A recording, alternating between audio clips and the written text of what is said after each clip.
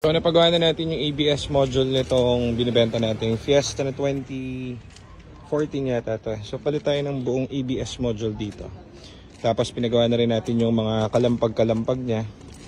So ang pinalitan din natin dito is yung TCM niya. Kaso lang yung TCM niya to, yung transmission control module, walang S. Kasi nakuha namin yun dun sa isang ano.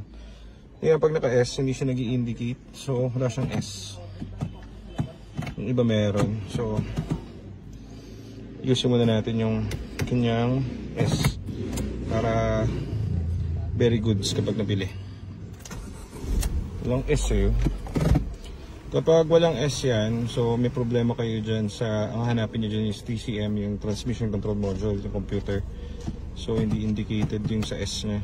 Maandar to, walang kalampag and everything, maganda yung shifting. Hindi lang updated yung S nya.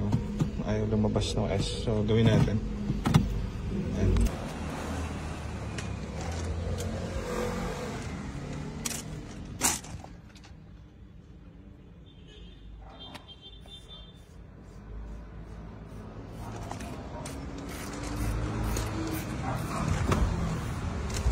Ford Fiesta na 2014. So re-reprogram na natin yung TCM.